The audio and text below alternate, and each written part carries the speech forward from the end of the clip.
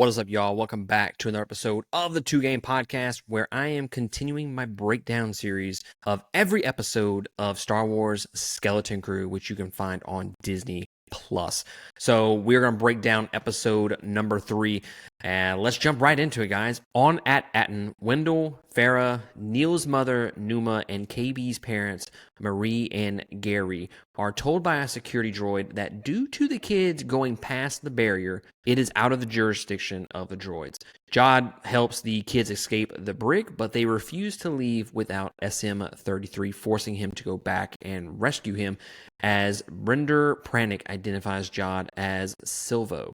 They outwit the pirates and flee. Fern refuses to trust Jod, while Wim and Neil are convinced that he is a real Jedi, and KB reluctantly admits that he is their only hope of getting home. Jod takes the kids to meet his friend Kim, a map expert that he doesn't trust. Kim refers to Jod as Crimson Jack before revealing that At-Aten is among a series of legendary planets that have protected themselves with a barrier. She prints the coordinates, but Jod realizes that she was stalling for the authorities to arrive and forces the kids to flee. Jod finally admits that he is not a Jedi, but agrees that they must work together to get what they want and escape the authorities to their next destination. X-Wing Commander Kent interrogates Kim about the group's whereabouts as she quotes, "You wouldn't believe me if I told you." And that is the end of episode 3. Guys, episode 3, really, really good. I thought this was probably the better episode out of the 3, to be honest with you. I enjoyed the humor in this episode more so than the first 2. And I think the interactions between the characters were just a little bit better than what they were in the first 2 episodes. I'm really digging the addition of Jod to this storyline, and it definitely has that, okay, we have the adult here, and then he's surrounded by kids, and then the relationship and interactions between the adult and the kids is just pitch perfect. Again, gives you the E.T. vibes and the Goonies vibes, and I'm 100% down for that. But let's be honest here. The fact that these kids thought that Jod was a actual Jedi and that he was in this prison with them and that he was a Jedi then is absolutely funny to me. Because of course a kid would believe anything that you tell them. But Jod was coming across as shady the entire episode, not really answering their questions when it came time to, them talking about whether he was a Jedi or not. He never explicitly said yes or explicitly said that he was a Jedi, but he also never denied it either. And then Wim being Wim just automatically assumes this dude's a good guy because he says he is. So naive, and I love that. But then we have Fern, who is like, look, bro, you shady as fuck. And I like her character too. And just the conflict between the kids and Jod is just done so well in this episode. But I'll tell you what sequence was a lot of fun for me, the escape sequence. It looks good. I think a lot of the CGI and sequences just look great. Looks a lot better than the Acolyte ever did.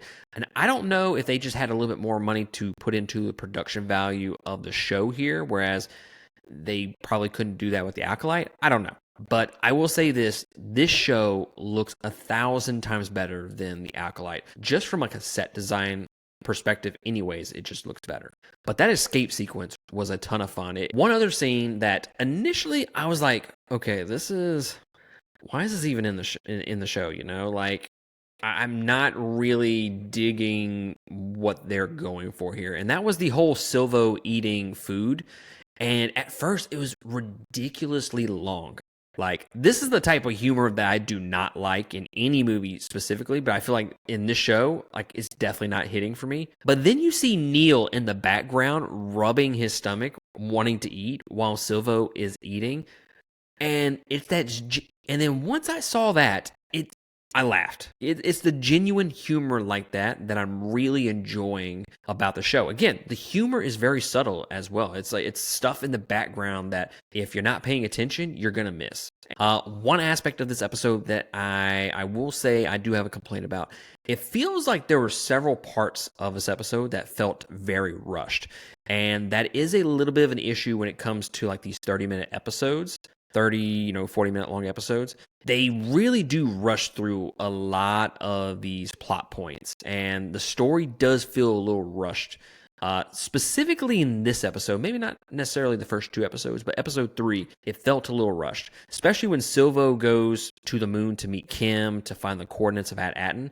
Felt like there could have been a couple more scenes, thrown in there to kind of flesh out that portion of the story. And again, I'm not saying that it doesn't service the show enough. I mean, it's good enough to be decent in terms of like what the story was doing for this episode. I just think it would have been better if they would have had like 5 to 10 more minutes to really flesh out this episode just a little bit more, which is crazy because I haven't said that about a Disney-led Star Wars film in a long time. Like, man, I wish this was a little bit longer so it could be just even better. I don't know of a recent Star Wars property that I would have said that. Rogue One was perfect, I think, in terms of like runtime, story being told in that runtime. But for the majority of the other properties from Disney, yeah, I don't know, maybe Mandalorian a little bit. Just sometimes it feels like these episodes just need to be a little bit longer, maybe like 45 minutes rather than, 30 to 40 minute range. But yeah, guys, absolutely really enjoying this show, Skeleton Crew. It's kind of taken me by surprise with how much I am enjoying it, with, it being marketed as a kid show and, just the recent turmoil within Lucasfilm and Disney and how much those properties, those movies, and those TV shows just not done very well. It kind of lowered my expectations a lot for this particular show.